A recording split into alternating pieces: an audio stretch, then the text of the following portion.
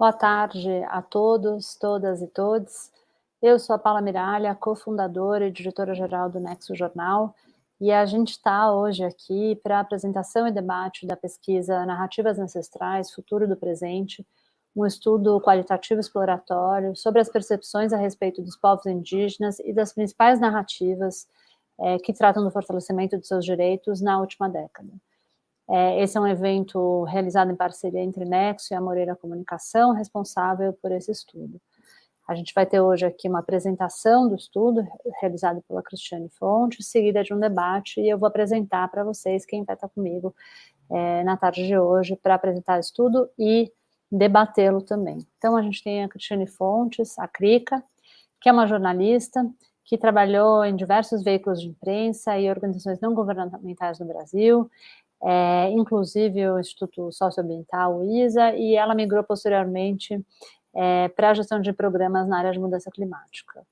Ela liderou o programa de mudança climática de diplomacia pública da Embaixada Britânica, foi a primeira coordenadora da Iniciativa Brasil, da Aliança pelo Clima e pelo Uso da Terra, e hoje ela está em Oxford e faz parte da equipe da Global Canopy, como Brasil Regional Partnerships Lead. Ela também é diretora da Moreira Comunicação, que é responsável pela coordenação da pesquisa Narrativas Ancestrais. A gente também tem a Priscila Branco, que é socióloga, mestre em Ciências Sociais pela Universidade Federal de São Paulo e gerente de opinião pública do Instituto Ipsos no Brasil. A gente também tem com a gente a Naine Terena, que é pesquisadora, professora universitária, curadora, artista educadora do povo Terena. Ela foi curadora da primeira mostra de arte indígena da Pinacoteca do Estado de São Paulo, VEXOA, nós sabemos. É pesquisadora, colaboradora do projeto Cultures of Anti-Racism in Latin America, da Universidade de Manchester, e no Laboratório de Tecnologias, Ciência e Criação da Universidade Federal do Mato Grosso. Finalmente, temos com a gente também a Graciela Saleiman, que é jornalista, mestre de Comunicação e Cultura, foi diretora de programas da Fundação Ford no Brasil, e ela, na época, era responsável pelo programa Mídia e Liberdade de Expressão. Ela foi uma das fundadoras e coordenadora do Instituto NUPEF, e atualmente é líder para a América Latina da IRIS, International Resource for Impact and Storytelling. Esse é um debate que me parece extremamente importante e oportuno, e estou muito feliz em estar realizando isso numa parceria do Nexo com a Moreira.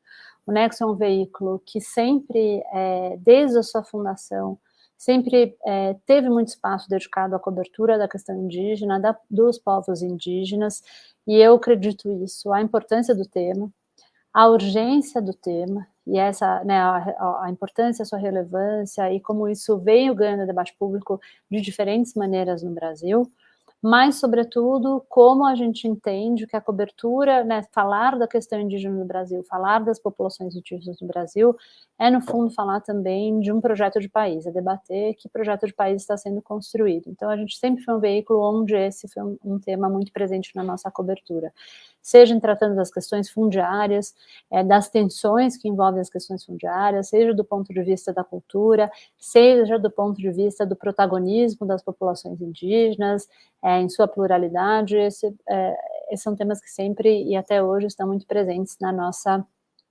cobertura. Acho que o debate de hoje traz uma dimensão que me parece extremamente interessante e muito importante, porque fala de percepções.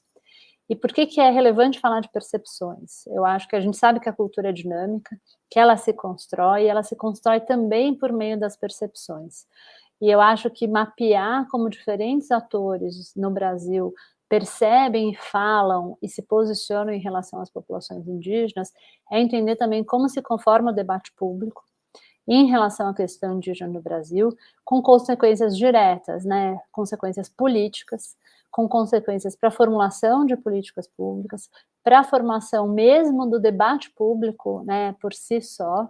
A gente vê, na minha percepção, pelo menos, a questão indígena, ela ganhou também um espaço num debate sobre valores, num debate que, né, eu dizer para vocês, que passa também pela ideia de um projeto do futuro do país, e entender como os diferentes atores compreendem isso, é o que também alimenta a estratégia de todos esses atores. Acho que entender essa percepção e as transformações nessa percepção ao longo dessa década é um passo fundamental para mapear mesmo de que forma essa questão vem sendo percebida e quais são os caminhos, né, como ela vai se desdobrar. Não dá para a gente ignorar também que esse é um ano particular, um ano de eleição, onde essa questão certamente ganhará protagonismo no debate eleitoral. Então, acho que essas são todas informações que nos ajudam a entender um pouco como esse tema, ou muito, na verdade, como esse tema vai ganhar o nosso debate público a partir de diferentes perspectivas. Eu diria que essas perspectivas passam, né, e aí, pensando um pouco, acho que a gente, né, como do ponto de vista de um veículo de comunicação, acho que a gente vê a questão indígena, as populações indígenas ganhando espaço, seja por meio das tensões que envolvem esse campo, envolvendo território, o que é permitido e o que não é permitido no seu território, o quanto eles estão em disputa. Eles ganham protagonismo também, eu acho que, né, em função das artes plásticas. Estou trazendo só alguns exemplos, né, do pensamento indígena, da filosofia, porque eu acho que isso é relevante para mostrar como a gente está falando de territórios muito variados. Então, não dá para a gente demarcar um campo de pensamento só. A gente pode falar de um universo inteiro. E acho que também um universo relevante para a gente trazer aqui é o protagonismo político. Eu acho que a gente tem uma série de lideranças indígenas que vêm ganhando um protagonismo político extremamente importante, e não por acaso, eu diria que na última COP, obviamente as lideranças indígenas sempre estiveram presentes, mas essa foi uma COP onde o protagonismo da sociedade civil, pelo menos a imprensa percebeu, nota e traz na sua cobertura um protagonismo da sociedade civil, e acho que isso acompanha também o protagonismo do tema associado ao debate sobre mudanças climáticas. Obviamente, a nossa conversa não se encerra nesses temas, muito pelo contrário, mas trago alguns exemplos para mostrar a diversidade dos assuntos que estão associados ao universo sobre o qual a gente vai falar hoje. Então, obrigada a vocês que estão assistindo a gente e aos nossos participantes aqui da mesa, e passo a palavra, então, para a Krika, que vai fazer a apresentação da pesquisa. Krika, por favor. Olá, bom dia, boa tarde a todo mundo aqui com a gente. Um prazer fazer o lançamento desse estudo em parceria com o Nexo. Agradeço especialmente a Marina Menezes, que nos ajudou na organização do evento. Eu também aproveito para agradecer toda a equipe que trabalhou comigo nesse projeto. Foram 15 meses de árdua dedicação, de muitos aprendizados para todo mundo. Queria agradecer especialmente a Maura Campanile e a Arminda Jardim, que se envolveram incansavelmente nos ajustes finais do site, nessas últimas semanas. E também queria agradecer o apoio da Fundação Ford, sem o qual essa pesquisa não teria sido possível, e esse projeto todo começou com muitas trocas com a Graciela, que está aqui com a gente hoje. Além disso, eu me sinto na obrigação de agradecer também a todos os entrevistados. Boa parte das entrevistas foram conduzidas durante o pico da pandemia no Brasil, é um país que atravessa muitas crises, como sabemos, e as pessoas dedicaram 1 hora e meia, alguns até 2 horas, para trocar com a gente. Eu espero que essas pessoas se sintam contempladas nos resultados da pesquisa aqui. Acho também importante fazer um disclaimer, que a gente sabe que o Brasil atualmente, né, atravessa situações absurdas cotidianas, e a gente não está vivendo em situação normal, né? Quer dizer, a gente tem negacionismo no poder, ataques contínuos aos direitos dos povos originários, e a gente tem uma das eleições mais importantes do país das últimas décadas. Mesmo assim, com todas essas questões e esses problemas, a gente achou, e talvez justamente por isso, a gente achou que era um bom momento para a gente conduzir uma pesquisa como essa, né? Eu paro por aqui e gostaria de começar a minha apresentação. Marina, você pode exibir a tela, por favor? Acho. Tem como abrir full screen?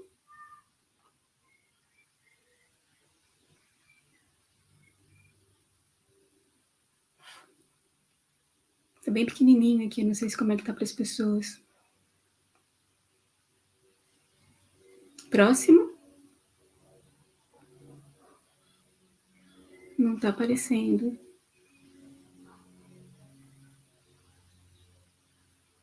Será que eu uso a minha apresentação aqui? Talvez, Krika. Até... Só um minutinho. Segundo, gente.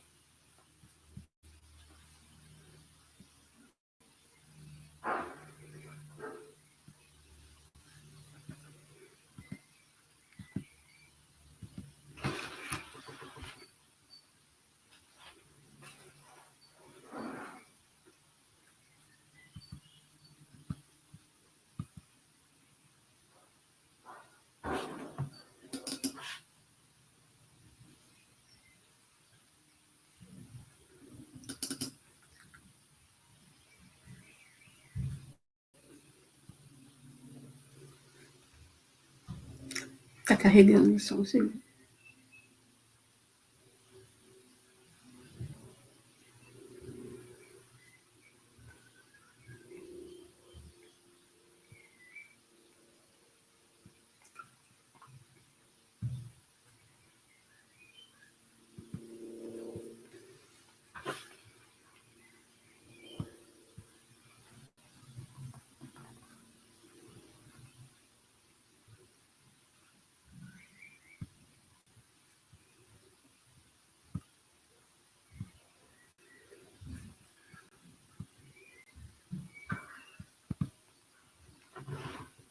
Vocês conseguem ver minha tela, não?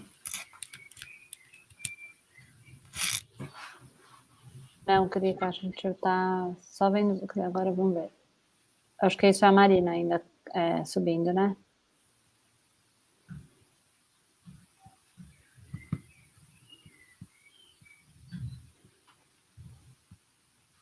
Acho que é a Marina.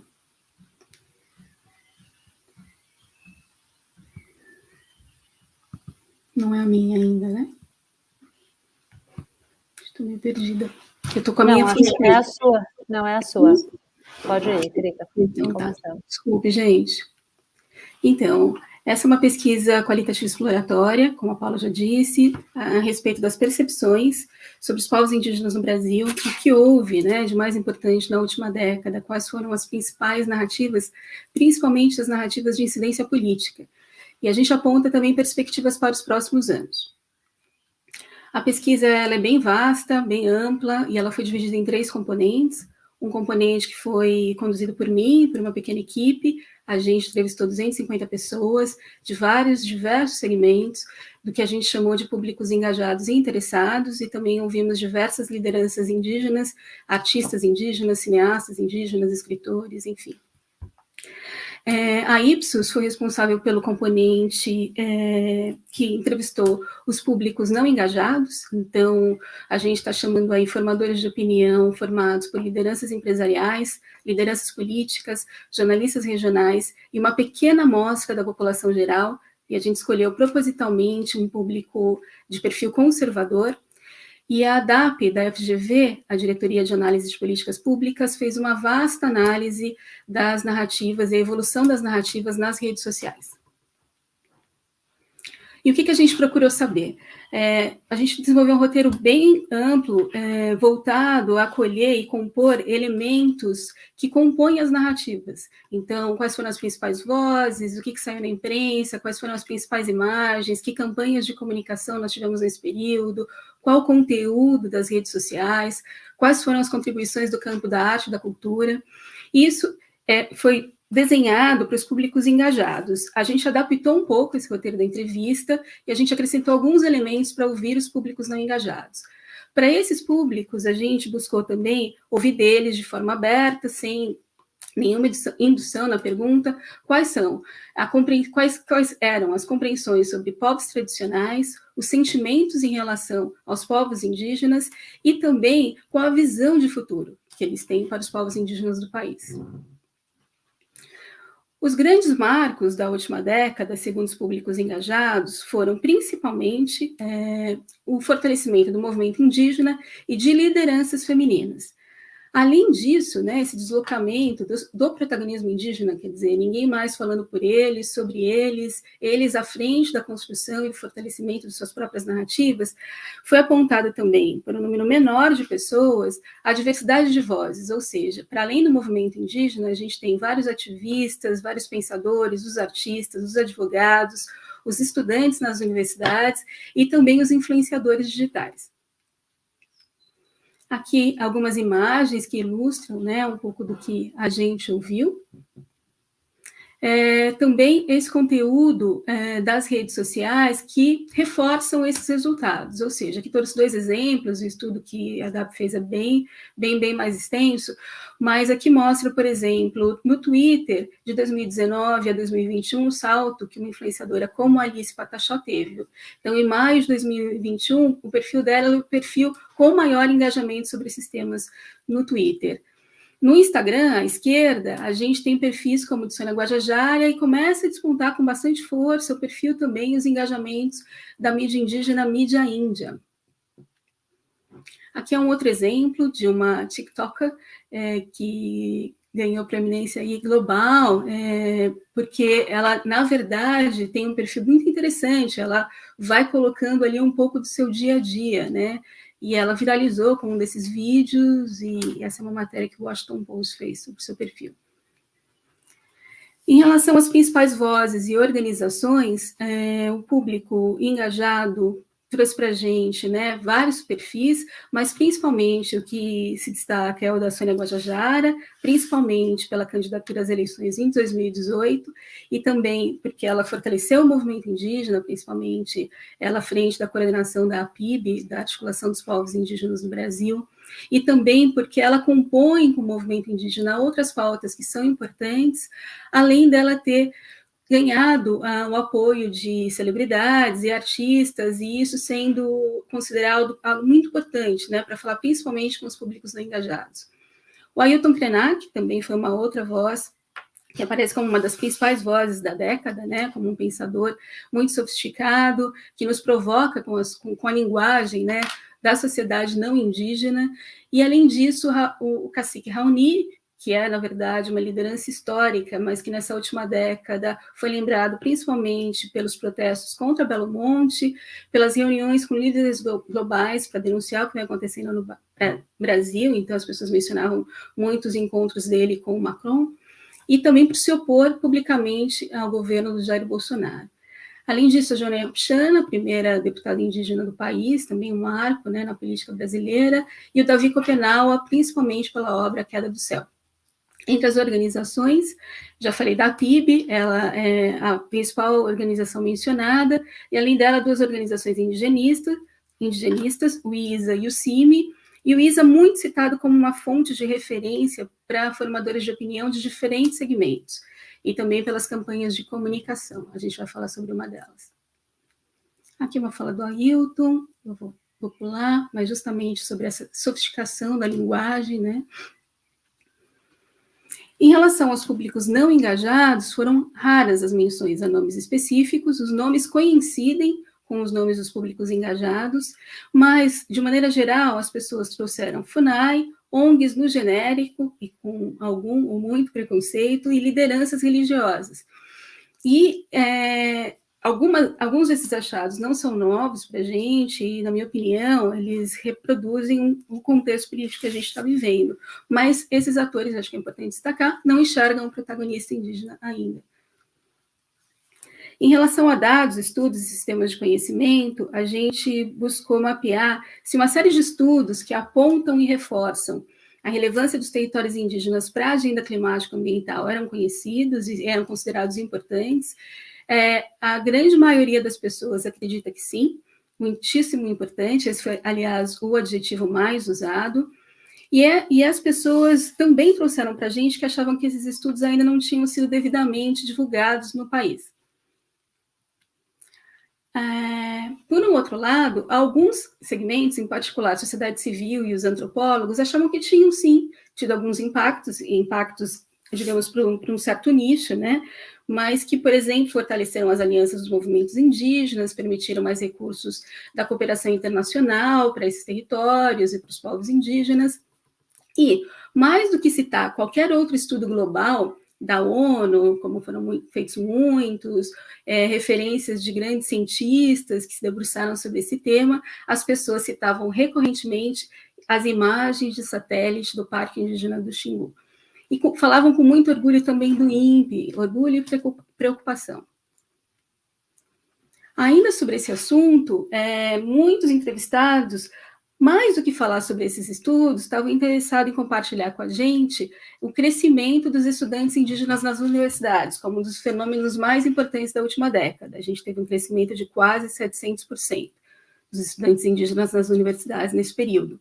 E os indígenas como produtores de conhecimento e não mais informantes. Essa é uma mudança muito importante e algo que veio para ficar, né? Eu acho que apesar de todos os impactos na educação do país também. Além disso, há hoje uma série de centros de saberes tradicionais que estão nas universidades, como da Universidade Federal de Minas Gerais. E, por fim, a gente teve nos últimos anos, principalmente a partir de 2019, uma série de estudos desenvolvidos por cientistas brasileiros, estudos globais, regionais e nacionais, que compõem, que começam a trazer os pesquisadores indígenas como parte desses projetos. E eu diria pesquisas muito, muito importantes e que ainda tiveram muita pouca visibilidade no país. Os públicos não engajados realmente desconhecem esses estudos da última década, não estou falando desse dos últimos anos, e os economistas foram os que mais demandaram esse tipo de informação. A gente chegou a vivenciar situações em que eles pediram realmente referências específicas de estudos para poderem acessar e se informar melhor. Em relação às narrativas visuais, né, as imagens que marcaram a década, o que foi mais citado para a gente, esse na verdade é um capítulo muito rico da pesquisa, eu vou passar rapidamente por ele aqui, mas são os atos de resistência e a ocupação de lugares políticos e de poder, né? Então, os indígenas, do Abril Indígena, nos protestos do acampamento Terra Livre, também no Congresso, na esplanada dos ministérios, e também as imagens com celebridades artistas, como eu já comentei rapidamente. Essas também são consideradas imagens muito importantes, que os enaltecem, que chamam a atenção do público não engajado. E algo muito interessante, que eu uso aqui uma aspas, mas isso apareceu recorrentemente nas entrevistas, é que as pessoas acham que faltam imagens do cotidiano, das subjetividades, daquilo que naturalize, né, a vida, os indígenas no seu dia a dia. Essa foi uma das imagens mais citadas, eu acho que a gente não vai ter tempo de comentá-la, mas eu acho que ela tem muitas camadas, uma imagem premiada, lindíssima, muito forte.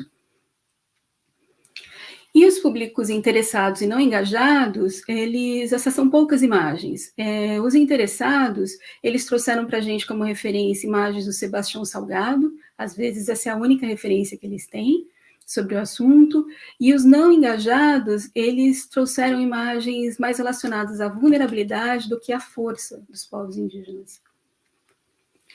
A gente também perguntou sobre campanhas de comunicação, muita gente questionou se a gente já teve uma campanha de comunicação que a gente tenha sustentado por um longo período de tempo, em vários canais de comunicação, com asks, né, call to actions claras sobre e pelos povos indígenas, e, de qualquer maneira, as pessoas citaram como principal campanha a campanha do Instituto Socioambiental de 2017, Menos Preconceito, Mais Índio, que é uma pesquisa que mostra o povo baniwa no seu dia a dia, adotando hábitos dos povos não indígenas, usando tecnologia, celular, computadores, e essa foi considerada uma campanha muito importante, justamente para quebrar preconceitos, e foi uma campanha que a gente também testou com os públicos não engajados, e ela foi bem aceita.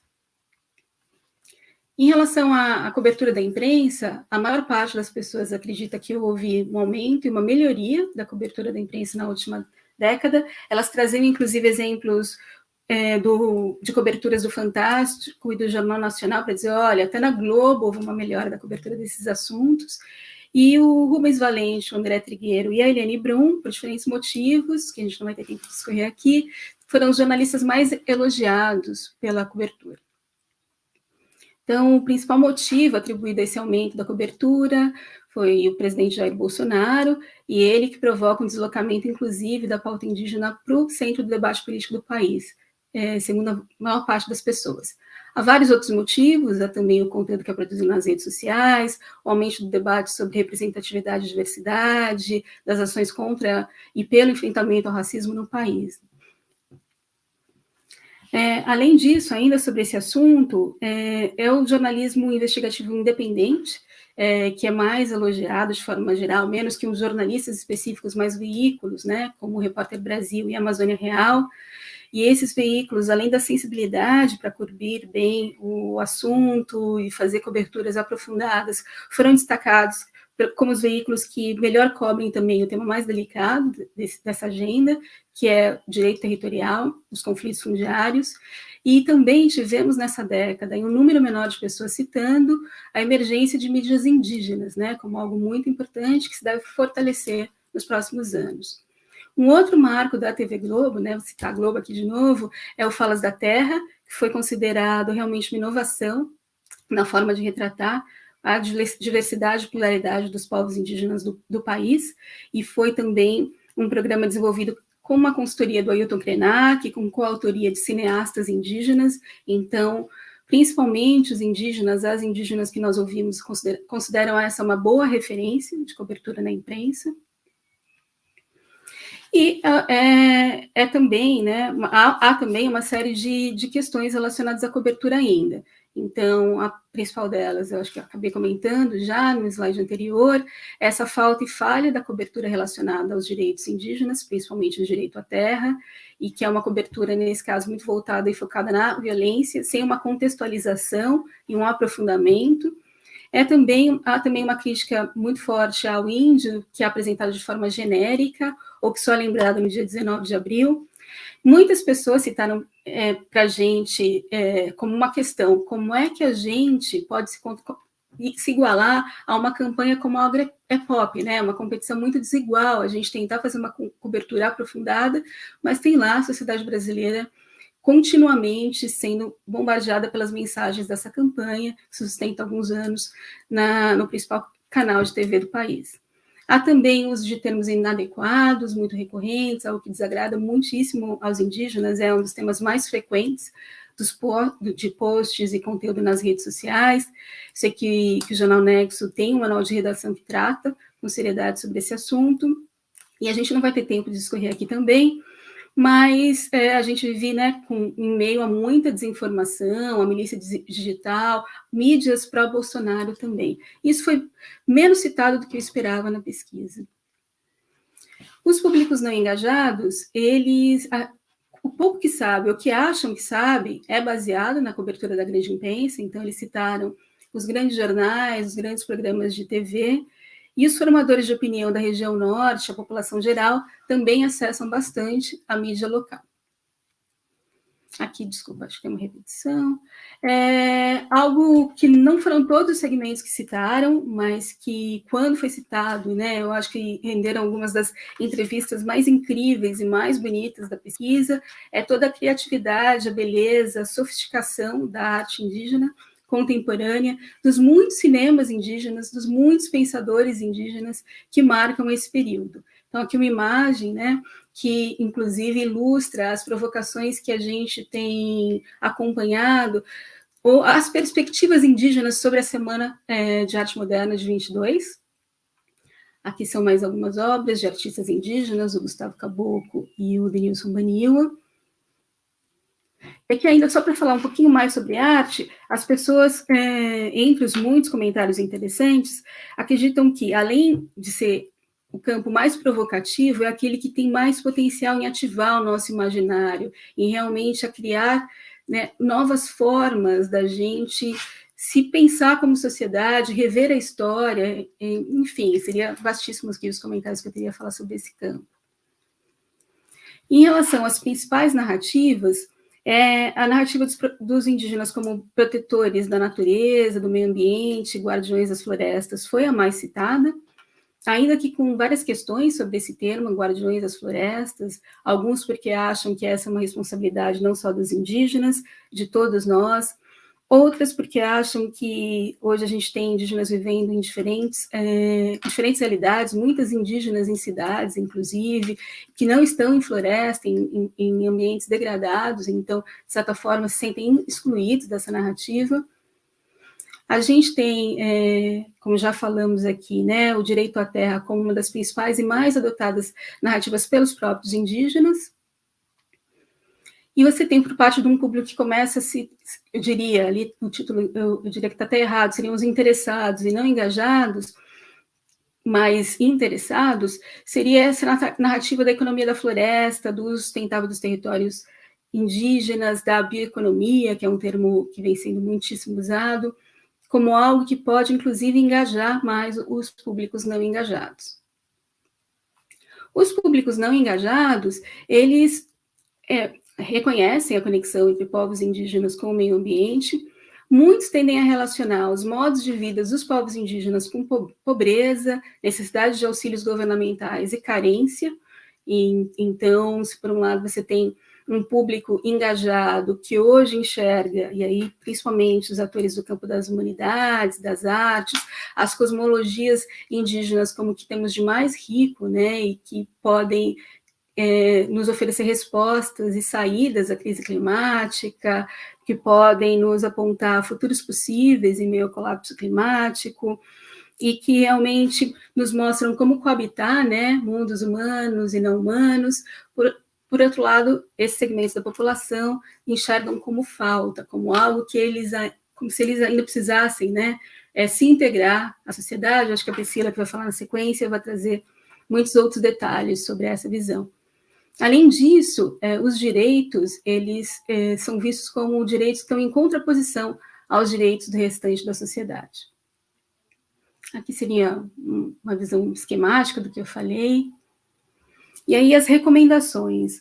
Os públicos engajados, para eles, assim, uma mudança substancial demandaria longos e massivos investimentos em cultura e educação, mudanças radicais no sistema político e também a reparação do Estado brasileiro, né, ou o cumprimento das nossas obrigações e assegurar aos indígenas os direitos constitucionais.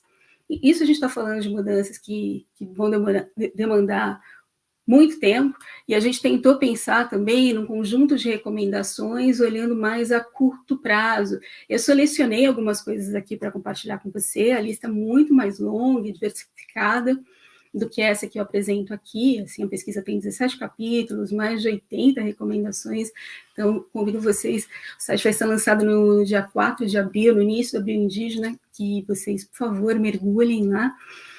Mas algumas coisas que eu gostaria de compartilhar aqui com vocês, né?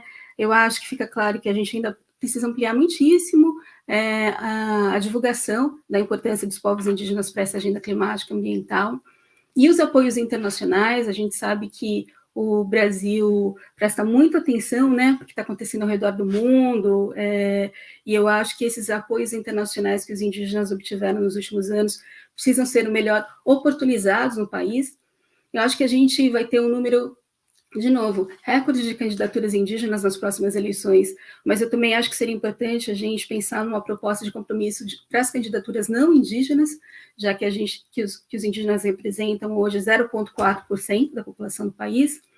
Eu acho que, assim como a Semana Moderna de Arte Moderna de 2022, a gente vai ter o censo de 2022, e a gente vai ter o bicentenário da independência como outros momentos para a gente se debruçar sobre as perspectivas indígenas, né, recontar essas histórias e ter um debate, no caso do censo de 2022, sobre a identidade brasileira. Além disso, fica claro para a gente que a gente precisa diversificar formatos, linguagens, estéticas, de produtos de comunicação, de projetos artísticos, audiovisuais. Veio com muita força, né, a importância da gente ouvir no campo artístico e trazer para esse campo artistas populares, da gente fomentar mais o entretenimento, da gente promover experiências imersivas. E, por fim, eu acho que também fica claro, pelo menos para mim, para a equipe do projeto, que a gente também precisa ampliar o número de atividades socioeducativas, a promoção de projetos interculturais e encontros, né, com esses públicos não engajados. Aqui eu termino com com essa imagem, que eu acho que também traz muito do que algo que vem emergindo muito com parte dessa narrativa das cosmovisões, dos futuros possíveis, né? Que é a gente pensar na cura, que é uma palavra que está aqui, no encantamento, que eu acho que são palavras que me parecem muito importantes para o Brasil na atualidade. Acho que é isso, gente. Paro por aqui.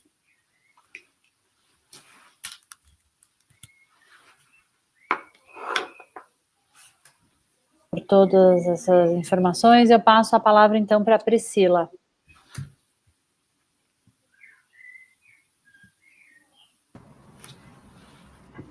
Bom, boa tarde a todas, todos. Gostaria de agradecer o convite, é uma honra estar aqui, podendo compartilhar um pouco da nossa experiência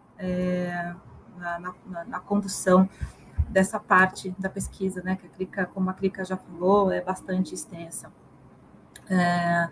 Bom, como a Krika mostrou agora na apresentação dela, nós, do Instituto Ipsos, nós ficamos responsáveis pela condução das entrevistas de uma parte dessa amostra, né, de uma parte de alguns públicos que foram selecionados e segmentados.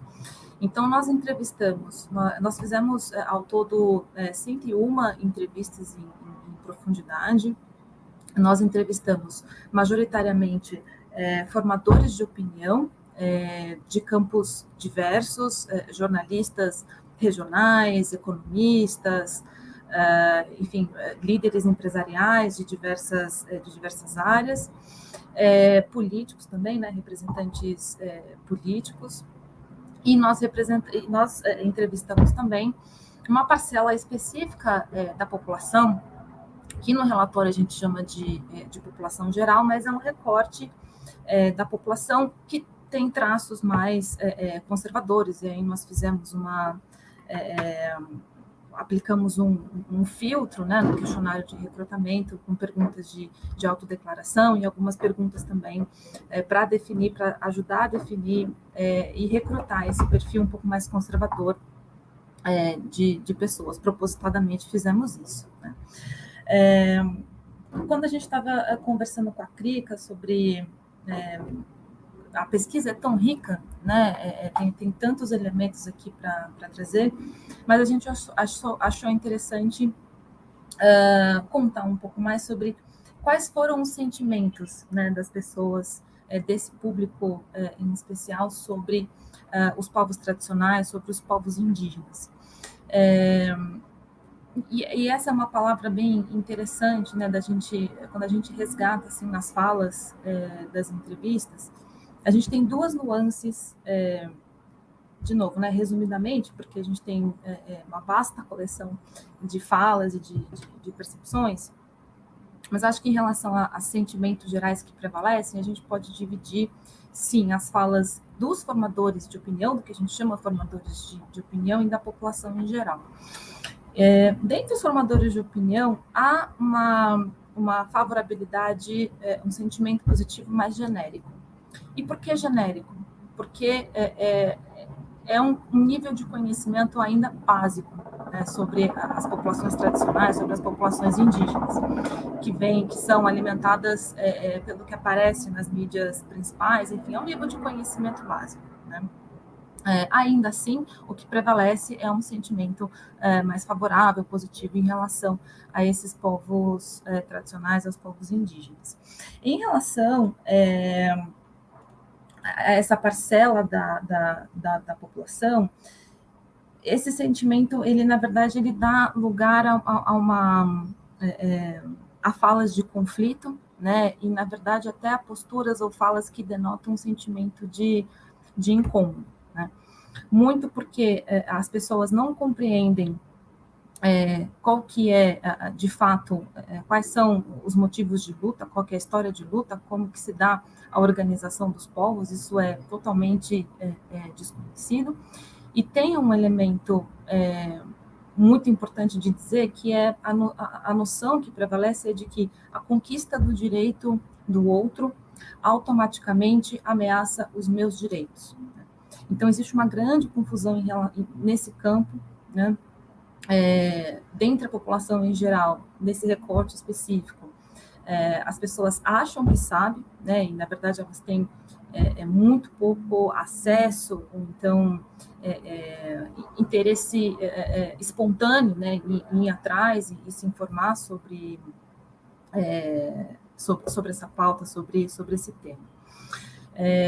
E ainda em relação aos formadores de opinião, o que a gente nota é assim, mesmo esse sentimento positivo ou favorável mais genérico que a gente falou, ele não está livre de questionamentos. Tá? Então, é claro, quando a gente, por exemplo, entrevistou jornalistas regionais, esse público em especial, ele tem mais proximidade até com lideranças indígenas, né, com as causas, com as organizações, então ele está realmente mais próximo, mas olhando para o todo, olhando para esse grupo de formadores de opinião, há também muitas contestações, né? Não está claro, por exemplo, a questão de direitos indígenas como direitos inquestionáveis, para essa parcela não é tão inquestionável assim, há muito debate sobre por exemplo, a construção de infraestrutura em áreas indígenas, né? Então, eles questionam esses pontos muito fortemente, ou questionaram esses pontos muito fortemente durante as entrevistas. Então, só para encerrar esse ponto em relação a sentimento que prevalece, eu acho que o importante de deixar claro aqui é que, dentre aqueles que têm mais informações, ou que já detêm algum tipo de conhecimento ou proximidade, mais favorável em relação aos povos indígenas, e também mais aberto e mais demandante por informação essa pessoa né? Ela quer mais informação, até para ajudá-la a compor uma percepção mais clara. Então, a gente pode falar que familiaridade, quanto maior a familiaridade, maior a possibilidade de se gerar favorabilidade em relação aos povos tradicionais. Né? Então, esse é um caminho interessante que a gente até pontuou no relatório, a necessidade de expandir as ações, o conhecimento do que os povos tradicionais indígenas vêm fazendo para uma parcela maior da população. Essa familiaridade é muito importante.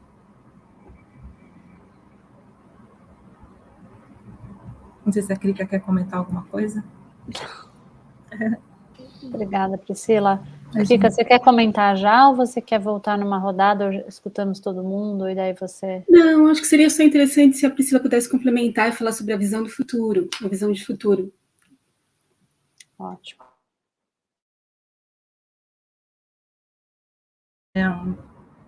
Bom, em relação à visão de futuro, a gente percebeu uma bifurcação de caminhos e de possibilidades, né?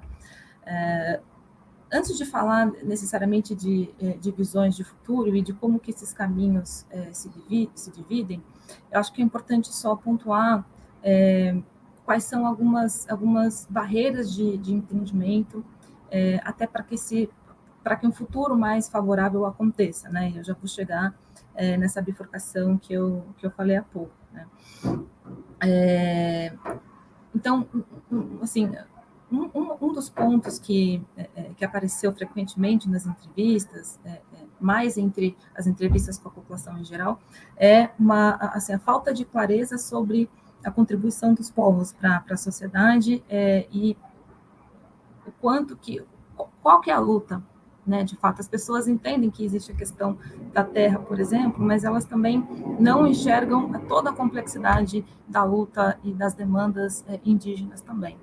Então, é muito necessário que todas essas agendas cheguem, especialmente para a população em geral, que é um extrato bastante distante desse tema, né? Um outro ponto também que apareceu nas entrevistas é a dificuldade das pessoas de entenderem que a cultura ela não é estática. Dentre os formadores de opinião, isso acontece, mas em menor escala, né? Eles entendem que o indígena não deixa de ser indígena porque ele está na cidade ou porque ele usa um celular, mas dentre a população em geral, essa é uma noção que é difícil de mexer, né? Existe uma crença na assimilação cultural, e existe uma crença de que os indígenas vão deixando de ser indígenas com o passar do tempo, né?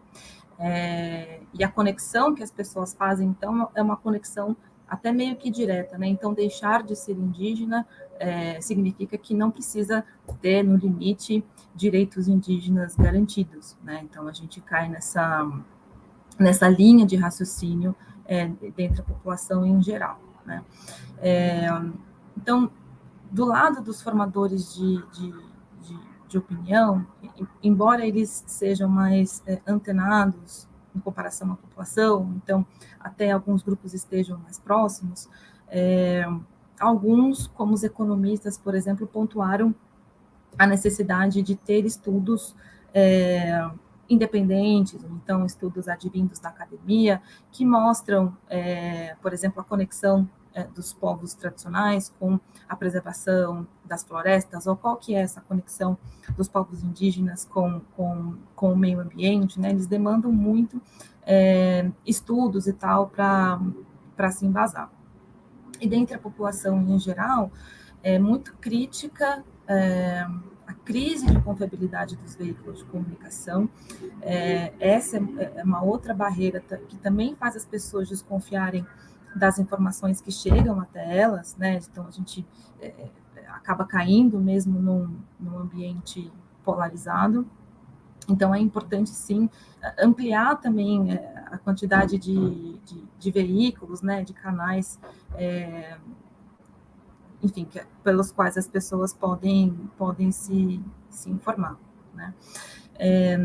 E um outro ponto bastante importante também ainda em relação a algumas barreiras para se conhecer as lutas e as agendas justamente a falta de conhecimento tanto dos formadores de opinião quanto da população em geral, que a gente chama, sobre a articulação desses povos, né? Então, as pessoas não compreendem a capacidade de organização, a capacidade de resistência, o crescimento dessa luta nos espaços públicos, né, ou a participação dessas populações em outros espaços, para diálogo, enfim, para a construção de uma agenda positiva.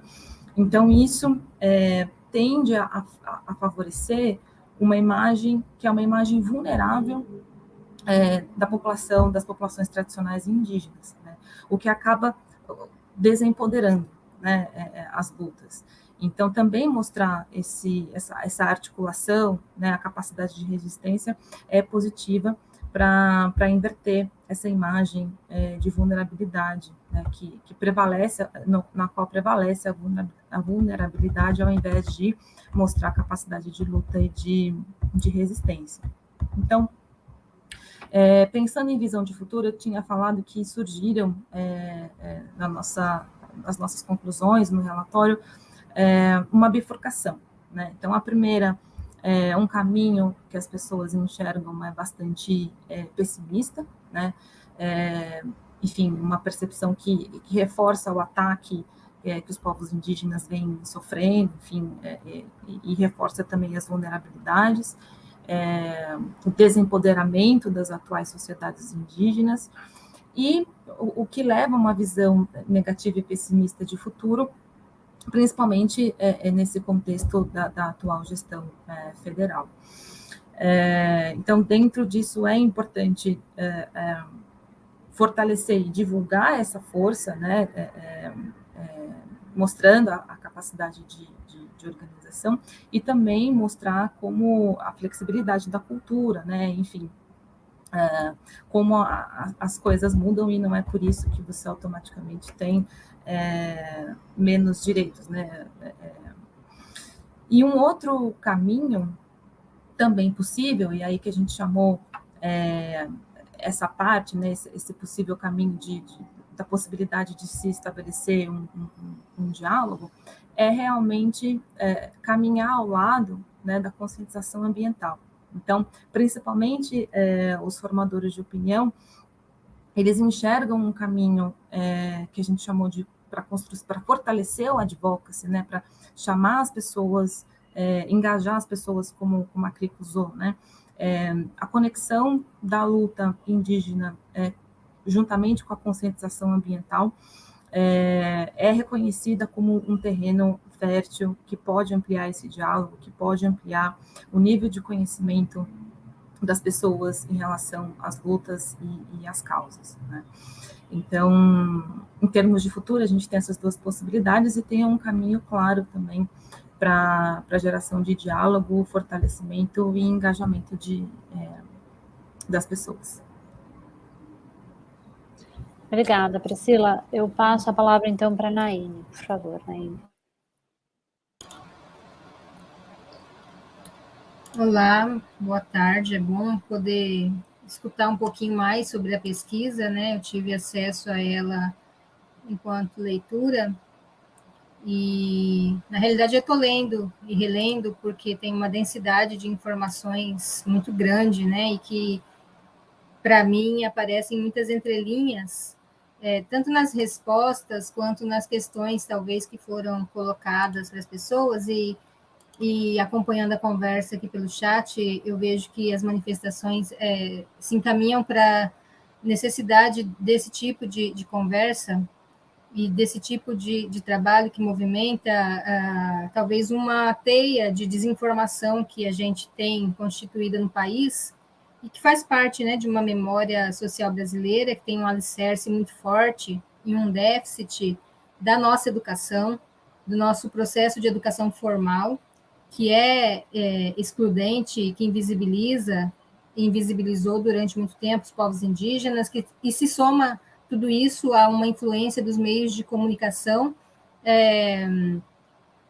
que também se estende aí na formação dos jornalistas, né, nas universidades, e que essa temática e um aprofundamento no reconhecimento de quem são os povos indígenas ainda não é adequado. Então, eu considero que talvez a pesquisa em si se baseia nas próprias urgências das pessoas que a fizeram e que a movimentaram. E isso é interessante quando se encontra, ou quando ela se encontrar, né, com mais indígenas que possam ler e ver se as apreensões que estão tanto nas questões quanto nas respostas são próximas às que todos os articuladores e as pessoas que movimentam uma cena de linguagem de produção indígena têm feito hoje. Então, acho que é muito interessante a gente ter esses pontos e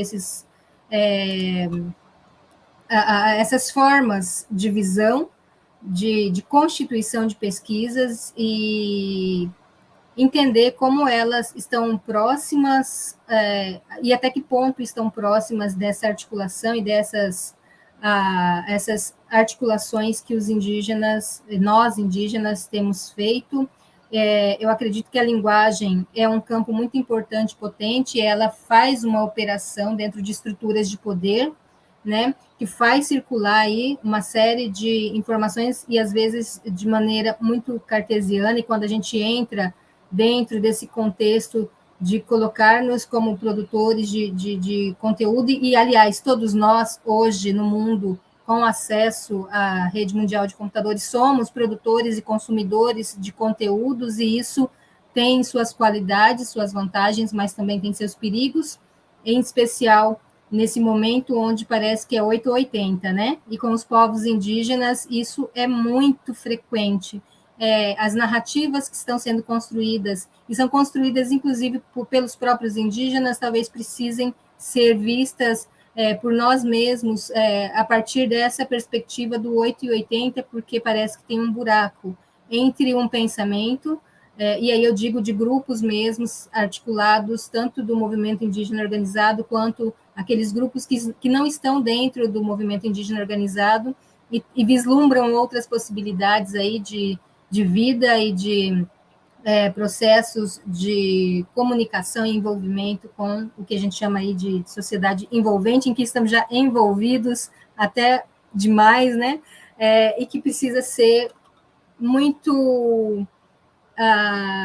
precisamos estar muito atentos a essas narrativas que nós mesmos estamos produzindo. Quando chega, então, nesse contexto das produções acadêmicas e da inserção de pensadores e da produção de textos, principalmente textos qualificados, feitos por indígenas, isso é de um grande prazer. Hoje, logo cedo, eu conversando com as pessoas com quem trabalho, pessoas indígenas, mostrei essa parte, são pessoas que são oriundas de universidades e de programas que os inseriram dentro dessas universidades, e nós ficamos muito contentes de pensar que é um processo muito importante de fazer esse diálogo, de manter os canais, manter as conexões sem perder a maneira como a gente se comunica também.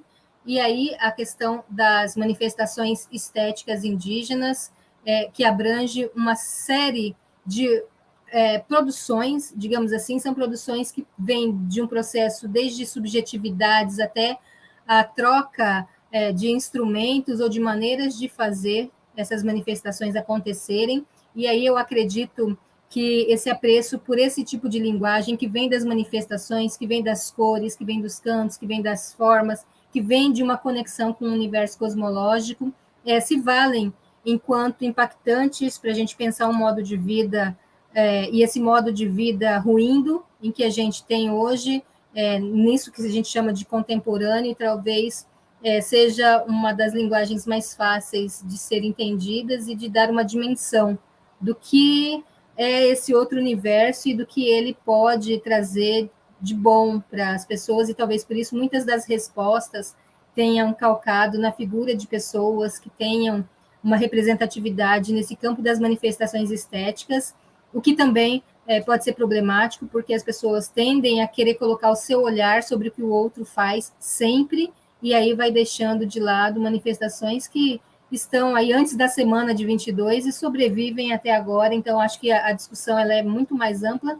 mas é muito bonito quando a gente lê que os grupos indígenas que fazem suas produções estão, de alguma forma, chegando até as pessoas, assim como as mulheres, o que é um indicativo aí de que toda a força, a sensibilidade, de toda a maneira como elas se manifestam, eu fico muito feliz de ver pessoas como a Joênia sendo citadas o tempo todo, e o parente Luiz Eloy como alguém que, enfim, assume um lugar de protagonismo total no campo do direito, e que ninguém mais fala pelos povos indígenas, que não sejam os próprios indígenas, assim como outros advogados que agora se somam, né, a essa luta, a esse movimento e a toda essa conversa. Eu espero que a gente possa levar esses resultados para as pessoas indígenas que têm interesse em conhecê-las, assim como as não indígenas, as redações, para ver as suas falhas, como eu disse, né, as falhas dessa teia, desse déficit da nossa educação formal, das nossas universidades, e que a gente possa ter uma colaboração com esses veículos e essas mídias indígenas que surgem sem a instituição universidade, que surgem em suas bases, para que a gente possa aí enriquecer ainda mais essas narrativas, sem pensar que elas são calcadas apenas em uma coisa em outra, porque são muitas narrativas, né? Então, eu gostei muito de poder apreciar o resultado e de sempre estar perguntando, né, como é que vocês estão se vendo dentro dessa pesquisa e onde é que vocês estão posicionados nela. Eu acho que esse é um questionamento fundamental para todo mundo que acessar, né? O que vocês estão lendo e onde é que vocês estão, onde vocês se encontram dentro deste material, que é um material muito rico.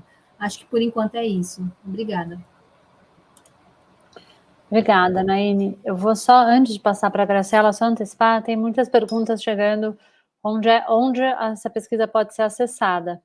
Então, já adianto, a Krika falou que esse site vai ser lançado no site no dia 4 de abril. A gente, nessa data, também vai publicar uma matéria no Nexo sobre o lançamento desse site, com todas as informações. Mas também, a Krika, se quiser comentar no final da sua fala também um pouco mais sobre isso, mas sim, essa pesquisa estará disponível. Acho que a Krika trouxe para a gente aqui um mar de informações, ficou todo mundo muito curioso, mas é uma pesquisa de fato riquíssima, que merece ser lida no detalhe. Então, já quis antecipar essa resposta, porque a gente está recebendo muitas perguntas sobre isso. Passo agora a palavra para a Graciela. Graciela, por favor. Obrigada, Paula, obrigada, Krika, obrigada a todos que estão no painel. Super feliz de estar aqui, de estar comentando esse trabalho. e agradeço o convite. Eu quero, primeiro eu queria contar um pouco de onde que nasceu essa ideia dessa pesquisa, que foi num diálogo com a CRICA, né, acho que uns 2 anos atrás, e foi exatamente dessa percepção de que houve mudanças, e mudanças significativas na forma como os povos indígenas apresentam as suas narrativas e utilizam as suas narrativas para promover seus direitos, principalmente o direito à terra. Então, nesses últimos 10 anos, houve um movimento, houve um crescimento, houve uma sofisticação, digamos assim, dessa capacidade de produzir narrativas, de produzir mensagens alinhadas a estratégias políticas. Isso estava muito visível quando a gente pensou nesse estudo. Então, a gente queria entender melhor o que aconteceu. Quais foram os avanços, quais foram as condições para esses avanços, quais são as principais vozes, as principais mensagens, e também aprender e saber, descobrir como é que isso chegou a públicos específicos, né? Alguns deles já mencionados aqui, assim como um público em geral.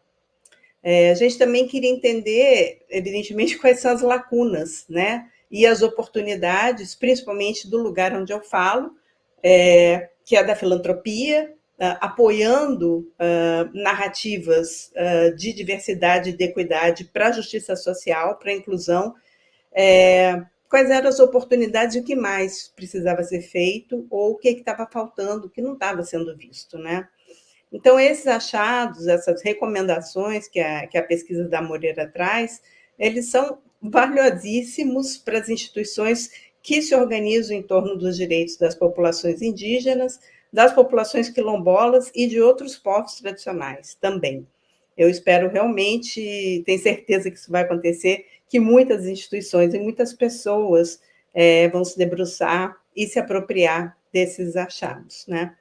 Eu vou fazer uma fala rápida, eu estou muito curiosa pelas perguntas que eu sei que estão chegando no site, mas, em síntese, eu gostaria de pontuar as oportunidades a se explorar, que essa pesquisa aponta.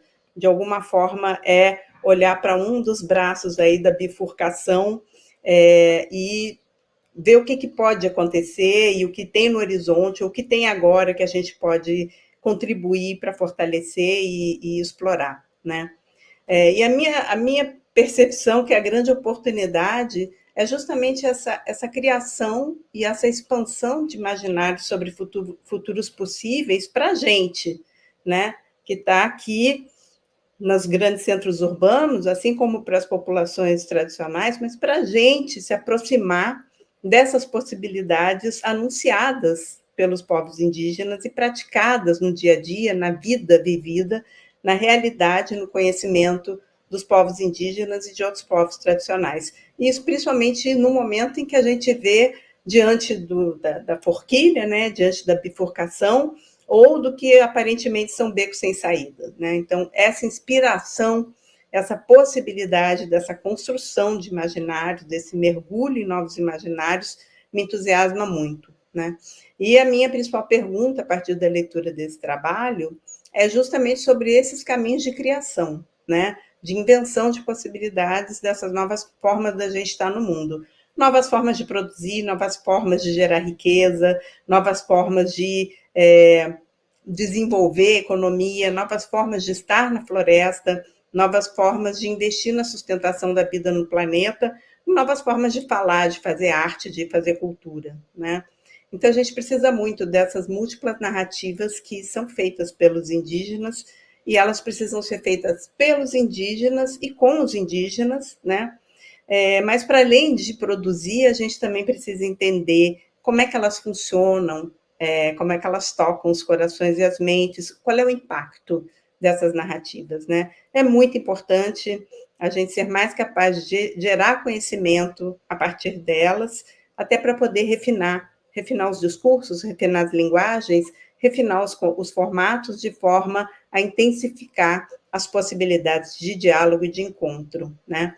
Esse campo de conhecimento sobre essa produção e esse essa reflexão e aprendizagem a partir das narrativas, ele é quase inexistente no Brasil, né? Eu acho, possivelmente também no resto da América Latina. Então, é preciso fortalecê-lo, é preciso estimulá-lo, né? E aí, a organização em que eu estou, né, de onde eu falo hoje, que é a IRIS, ela vem contribuir justamente para isso, né? E, para isso acontecer, incluir e trazer para o centro do debate, trazer para o centro da conversa pública esses saberes, né, essas cosmovisões, as ciências, como a Krika apontou tão bem, o quanto que esse é um campo interessantíssimo a ser explorado e aprofundado, as culturas e as artes indígenas, né? Então, essas narrativas que já estão por aí, sobre as quais vocês vão ler nesse trabalho robusto que a Moreira apresenta, elas precisam vir mais para o centro, né?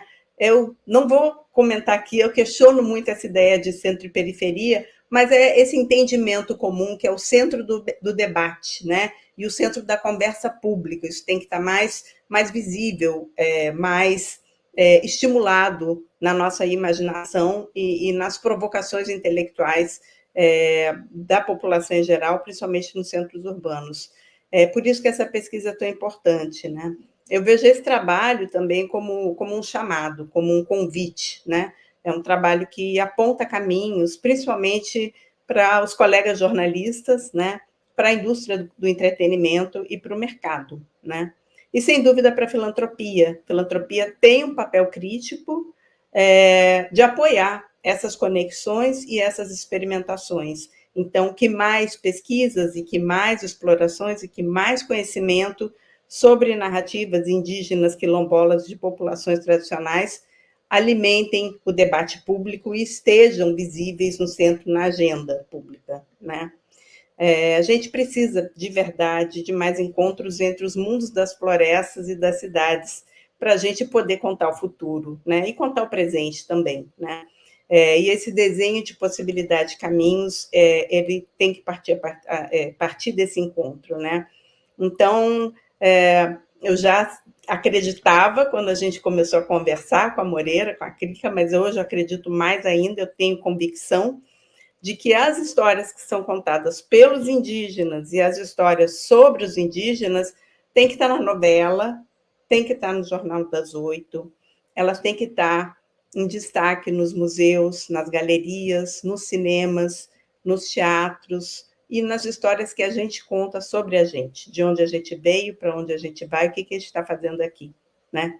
A história que a gente vem contando, né, que vem repetindo, ela já deu, ela esgotou, né? Mas tem outras, né? Talvez a gente não tenha só uma bifurcação, mas um leque de possibilidades e de muitos caminhos para descobrir, para explorar, né? As mulheres indígenas já estão aí contando essas histórias, e a gente precisa que elas venham mais, que elas venham cada vez mais nos inspirar. Então, com isso, eu deixo o espaço para as perguntas e respostas, que me entusiasmam muito. Obrigada, Graciela. Eu queria, assim, dividir um pouco vocês, quando o Krika e eu estávamos conversando sobre a composição dessa mesa, bem, como era importante que ela retratasse diferentes perspectivas, que desse liga, que a gente conseguisse ter insumos para uma conversa, para um debate, e eu estou super feliz, porque eu acho que exatamente que essa composição trouxe tudo isso e muito mais para a nossa conversa. E aí, queria dizer uma outra coisa também, eu acho que, assim, sendo alguém que migrou, né, da academia, do universo de pesquisa para a comunicação, eu acho que essa pesquisa em particular, né, que a Krika traz, que a Moreira traz para a gente, essa metodologia, essa ideia de um olhar mais aprofundado, de fazer entrevistas aprofundadas, combinado, ela é super relevante. Eu acho que ela pode servir de inspiração para muitos outros temas, porque ela traz um olhar aprofundado, com uma capacidade de síntese e olhar para o futuro, e com uma dimensão inspiracional, que, né, a Graciela trouxe isso, que eu acho que a gente está num momento muito difícil de conseguir ter no país, e é preciso que a gente tenha essa dimensão também, essa capacidade de olhar para o futuro, obviamente, a partir de dados, de informação. Então, eu diria que esse é um modelo de pesquisa que pode ser muito útil, muito, né, importante em relação a outros temas também. Queria dizer isso para a CRICA, ouvindo essa apresentação e tendo olhado essa pesquisa também. Eu vou passar, a gente recebeu algumas perguntas, e eu acho que a primeira delas é como foi a participação de pessoas indígenas nessa pesquisa, se houve essa participação. Acho que essa é uma pergunta direta para você, que a gente queria discutir. Eu já emendo com outra, quer dizer, onde buscar fontes para conhecer e desenvolver mais reflexões. Eu acho que a pesquisa também traz outras referências, mas o site que será lançado provavelmente também vai trazer mais referências, mas vou passar a palavra para a CRICA para ela responder essas duas perguntas específicas, depois tenho mais minhas e, eventualmente, outras do público. Tá ótimo. Então, sobre indígenas, sim, ouvimos lideranças indígenas, cineastas indígenas, artistas indígenas, curadores indígenas. Foi uma pequena parte da amostra entre os públicos interessados e engajados, mas não seria possível conduzir essa pesquisa sem ouvi-los, obviamente. A gente não conseguiu chegar, adentrar, digamos, falar com mais gente no campo, né? Como eu expliquei, a pesquisa foi conduzida durante a Covid, então eu estava aqui em Oxford até, então a gente tinha que falar remotamente, com algumas lideranças regionais e locais, por exemplo. A gente tentou falar algumas vezes e as entrevistas acabaram sendo adiadas, então tem pessoas importantes que eu não consegui ouvir, mas a gente sim ouviu uma parcela, digamos, eu acho que dos 250 nomes, eu diria que 30 lideranças e representantes indígenas da pesquisa. Para saber mais, a gente tem uma parte, o capítulo final da pesquisa, tem uma vasta lista ali, mas eu diria que seria super importante nesse momento acompanhar o trabalho da APIB, da COIAB. Eu acho que no campo das artes, a Naine, ela pode dar referências melhores do que as minhas, assim. Eu acho que está tudo bastante pulverizado ainda, né? Então, eu sigo vários perfis no Instagram, seria impossível listar todos agora. Nas mídias indígenas, que eu já citei, a mídia índia, a Rádio Yandê, que mais? Gente, é tanta coisa, fica difícil dizer. Mas, enfim, vocês vão ter acesso a uma longa lista na página para saber mais da pesquisa. Obrigada, Crica. Eu queria fazer uma pergunta minha para vocês. Eu acho que uma dimensão fica bem evidente, e todos vocês falaram, a gente passou, sobre o papel da comunicação, que ela, ao mesmo tempo que ela mobiliza muito, né, em diferentes planos, ela é, como a Graciela apontou aqui no final, uma oportunidade. E, então, a pesquisa trouxe redes sociais, as subjetividades, as artes plásticas, a campanha publicitária, a novela, a mídia mainstream. Eu posso dizer para vocês que do lado Nexo, quando a gente trata a questão indígena, ou questões associadas à questão indígena, né, com infografia, por exemplo, isso é uma comunicação que ela vai muito bem, ela comunica muito bem, ela mobiliza muitas pessoas. Então, a minha pergunta para vocês é um pouco, vocês já falaram um pouco, então, como pensar o uso dessas linguagens, se é preciso pensar em uso dessas linguagens para públicos diferentes, e quais são as mensagens, porque isso também é uma outra questão, quer dizer, é possível de trabalhar com muitas mensagens, é preciso, do ponto de vista estratégico, selecionar algumas, então a gente quer emplacar algumas, e como ao mesmo tempo sensibilizar quem faz uso, né, tanto Crica, Naine, trouxe os jornalistas, a mídia, por exemplo, é preciso um esforço específico para sensibilizar jornalistas. Então, queria escutá-las um pouco mais sobre o papel da comunicação. E aí, vou passar a palavra na mesma ordem, então a gente, Crica, Priscila, Naine, Graciela, pediria para vocês fazerem considerações rápidas para a gente ter tempo de voltar aqui ainda. Obrigada, Paula. Sim, tem um capítulo, né, sobre isso na pesquisa também.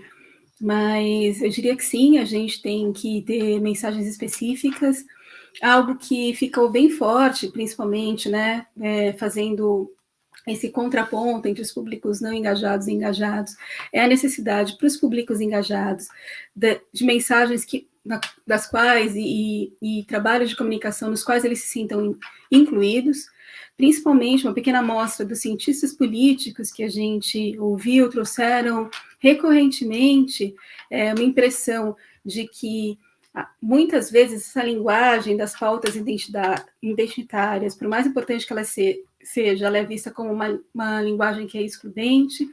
A Priscila pode comentar melhor, ou a Marta da Ipsos, que está aqui com a gente também, que essa linguagem confrontacional, ela também não é bem recebida pelo cidadão médio brasileiro, né? Então, muitas vezes eu acho que a gente usa mensagens que seriam direcionadas especificamente ao Estado, né, das demandas, não a gente, os povos indígenas, mas, na verdade, precisariam ser alteradas, ajustadas, né, para o diálogo com o restante da sociedade. Isso me parece bem importante. A gente identificou também que uma parcela dos públicos não engajados, como os economistas, os empresários, eles acessam a grande imprensa, mas eles também acessam uma série de veículos e fontes e circulam por ambientes específicos, né? Então, também eu acho que tem um mapeamento aí sobre como chegar a esses públicos que precisa ser aprofundado, né? Que não vai ser realmente a mesma peça de comunicação que você vai fazer, por exemplo, para a população geral. Como a gente já falou aqui, eu acho que eu vou me repetir um pouco, mas os futuros possíveis, acho que o Brasil precisa mais do que nunca disso. Então, qual que é a proposta, né? Eu acho que a Priscila comentou bastante sobre isso na fala dela, essa palavra que me desagradou a primeira vez que eu vi no relatório, qual que é a contribuição? Poxa, essa altura a gente está pedindo para os povos indígenas contribuírem, né? Tanta violência, por favor. Mas um pouco, qual que é a proposta de futuro, né? O que a gente está propondo que é diferente do que está aí? E aí eu acho que também tem linguagens específicas, a que vai se dar no campo do debate político, do artístico, enfim. Vou parar por aqui. Obrigada, Krika. Passo a palavra para você, Priscila. Obrigada. A Krika já introduziu um pouco do que a gente colocou no relatório em relação à linguagem, né, e como é que tem que chegar essa comunicação. De forma geral, a linguagem que mostra confronto, ou então que simbolicamente demonstra algum tipo de confronto entre diferentes populações, ou então que procuram um confronto de ideias de forma mais, ou entendida como agressiva, por exemplo, né, ela não é bem aceita pela sociedade de maneira geral. Como a gente trabalha com opinião pública diariamente, a gente tem até outros exemplos de outras pesquisas que a gente conduz, acho que podem também servirem de exemplo do que a gente está falando, né, de fato. Quando a gente testou as imagens das campanhas, mesmo entre formadores de opinião, então, população em geral, quando eu vinha imagens também, né, que traziam esse confronto, então colocavam, como a Krika falou, né, a linguagem de nós e os brancos, ou nós contra eles, né, de forma bem, enfim, resumindo, de forma bem grotesca até. Mas esse era assim que chegava para algumas pessoas, né, a mensagem. E isso não gera uma boa aceitação, né. Então, por exemplo, dentro do que a gente faz em outras pesquisas, as pessoas, elas, quando você pergunta sobre você é a favor da igualdade entre homens e mulheres, por exemplo, né, quando a gente pesquisa outros temas dentro da opinião pública de forma geral, as pessoas falam sim, as mulheres falam sim, é claro, eu sou a favor da igualdade entre homens e mulheres na esfera do trabalho, enfim, na divisão das tarefas domésticas, ou seja, no âmbito familiar, sou a favor da igualdade. Você se considera, então, feminista? Não, feminista não. Então, porque ainda existe um problema, uma falta de entendimento sobre o que é feminismo, né? O que o feminismo busca, o que o feminismo quer, né? O feminismo, ele no imaginário das pessoas, ele é entendido como um confronto, né? Necessariamente, se eu me disser feminista, eu vou me colocar em confronto com as outras pessoas. Então, o brasileiro, ele é conservador, os brasileiros têm um traço bastante conservador, então é preciso levar isso em conta também, né? Então, linguagens que denotam confronto, geralmente não são bem percebidas pela população, por parte dos formadores de opinião também, isso ficou bastante evidente quando a gente avaliou as campanhas ao longo da pesquisa. Obrigada, Priscila. Naine, passo para você. Então, eu vou reforçar ainda a questão do cenário, né? A gente está num cenário em que a pesquisa pode chegar de diversas formas para as pessoas, e justamente porque a gente está num processo de ressignificar a própria vida, diante do cenário de pandemia, do cenário no Brasil principalmente, de um governo muito solto e que para a população de forma geral não funciona, né? A gente passa por uma crise, é uma crise que envolve aí muitos elementos que compõem a nossa vida. Então, eu acho bastante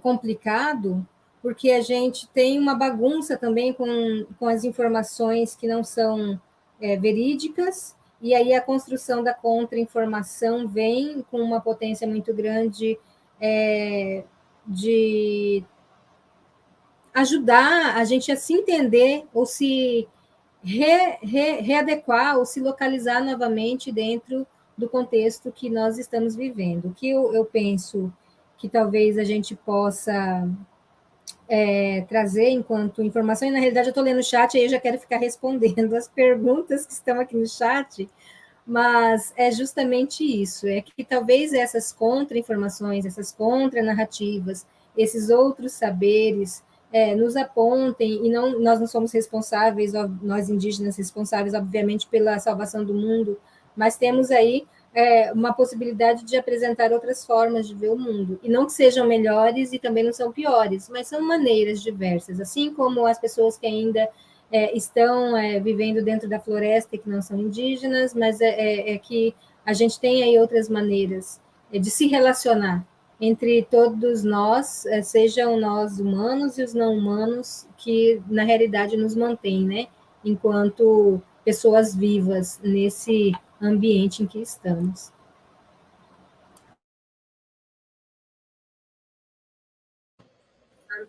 Obrigada, Naine. Desculpa aqui, a gente estava olhando outras perguntas. Queria passar a palavra para a Graciela, por favor.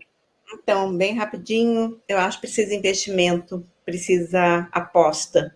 A gente falou de algumas mídias indígenas, falou de Amazônia Real, falou de Rádio Andê, falou de mídia índia, e aí, o que mais? Cadê? Não falta gente fazendo coisa, né? Não falta criatividade, não falta produção, não falta capacidade de geração de narrativas, mas cadê? Né? Então, precisa investir nisso, né? Precisa de filantropia, precisa investir, o mercado também precisa investir, enfim. O ecossistema da comunicação precisa investir e criar esse espaço deliberadamente, com muita vontade política, que, além do dinheiro, a vontade também falta.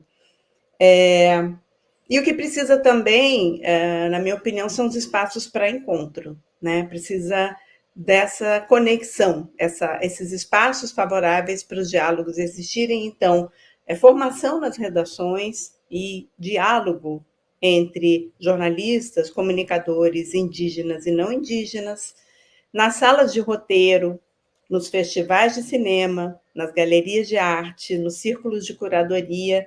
Esses espaços de encontro e de interlocução e criação colaborativa, né, de reconhecimento, eles também são muito poucos, são exíguos, muito menos do que a gente deveria ter. Então, esse investimento precisa ser feito também.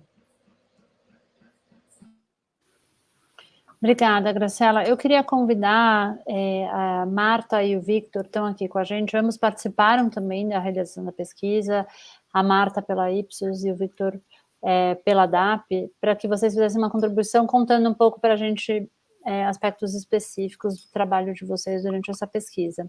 Vou passar a palavra primeiro para a Marta, por favor.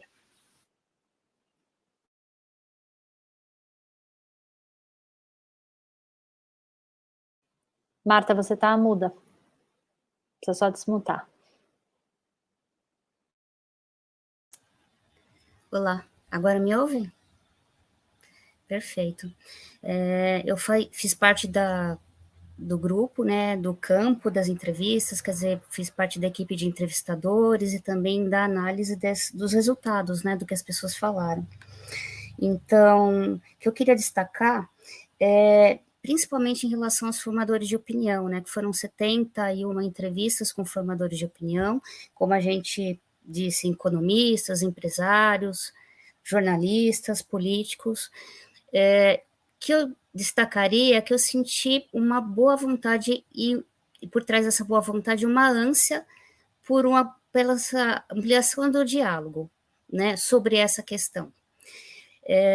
Foram pessoas desde ex-ministros, ex-presidentes, diretores de redação, diretores de empresa, presidentes de empresa, senadores, políticos, governadores. Quando eles se dispuseram a participar desse campo, dessas entrevistas, o que tinha por trás era isso, era na fala deles, eu quero saber mais, né? E eu quero entender mais, e eu gostaria de ver onde nos espaços públicos também, né, além de eles se informarem pela mídia, eles estão de olho muito nos espaços públicos, principalmente políticos, né, onde a população indígena está falando, entendê-los melhor. Então, eu destacaria isso, né, assim, nesse primeiro momento da minha fala, que há uma ansiedade, sim, por essa troca, por essa escuta. Relembrando o que a Priscila falou, que há pouco conhecimento. Então, há abertura por outro lado, né? E é isso, assim, em relação a esses formadores de opinião. Em relação à população em geral, o que a gente percebeu é que, embora eles já tivessem sido selecionados por serem conservadores, né, do espectro político, pelo menos entre os mais jovens, a gente sentiu uma boa vontade também de aprender mais, de entender mais, né, e de saber mais sobre as populações indígenas. Então, como foi dito antes, né, fomentar maiores possibilidades de fontes de informação e de comunicação, e principalmente de espaços mesmo, como foi dito agora, de contato, porque é um assunto para a população em geral muito distante, né, da sua realidade, ou quando próximo da sua realidade, acaba sendo um contato enviesado, né? Eventualmente, alguns das populações norte conheciam mais indígenas em favelas ou nas periferias, não entendiam aquela realidade, entendiam de uma forma muito do olhar ainda quase evolucionista, né, que muitas pessoas têm, então, um olhar negativo. Então, ampliar mesmo essas possibilidades de entendimento e de contato, né. Por exemplo, economistas que nós entrevistamos, eles contavam de participar de muitos eventos, até mesmo sobre meio ambiente, onde não tinha essa participação, né, e que caberia dos povos tradicionais. Então, esse despertar, até nos jornalistas que a gente entrevistou, eles, ao longo das entrevistas, se dando conta de que eles poderiam fazer maiores coberturas, né, sobre o tema, e não faziam, né? Então, a gente percebeu isso, um acordar, um despertar também, ao longo das entrevistas, dessa vontade, né, desse contato maior. Ótimo, obrigada, Marta. É interessante como essas categorias jornalistas e economistas apareceram de forma recorrente aqui na nossa conversa. Passo a palavra para o Victor, então. Oi, gente, obrigado. É um prazer estar aqui. Eu sou Vitor Piaz, sou pesquisador da Fundação Getúlio Vargas, e nós colaboramos com a pesquisa, especialmente no parte do debate público em mídias sociais. E aí eu acho que um ponto interessante para a gente iniciar aqui, né, muito rapidamente, tem a ver com uma certa transformação do debate público digital que acontece a partir de 2017, 2018, que é o início da presença de contranarrativas ao direito indígena e ao direito de populações tradicionais. Esse é um ponto muito importante que até então ele aparecia de modo menos relevante, mas que em determinado momento e até os dias atuais ele continua muito forte. Ao mesmo tempo, o que nós observamos também foi um grande florescimento, né, e o crescimento de participação de indígenas em diferentes plataformas. Isso tem a ver também com um pouco das oportunidades que aparecem e com o papel das plataformas, que cada uma tem a sua característica, né? E isso é importante a gente conhecer, não só como elas funcionam, mas também como elas podem ser aproveitadas. Então, na nossa pesquisa, nós identificamos, por exemplo, que no Instagram, né, o Instagram ele é formado muito por os principais atores, né, que se destacam no Instagram, são pessoas com maior grau de conhecimento público. Então, assim, celebridades são muito importantes, ativistas de grande impacto atingem uma grande parcela da população. O Twitter, por sua vez, ele aparece mais como uma rede dos ativistas, em que nomes específicos surgem como as principais lideranças, né, os principais atores e influenciadores dessa plataforma. E aí é muito forte a presença de ativistas indígenas, e especialmente mulheres, né? O Facebook apareceu mais como uma rede das organizações, né? Então, a PIB, CONAC,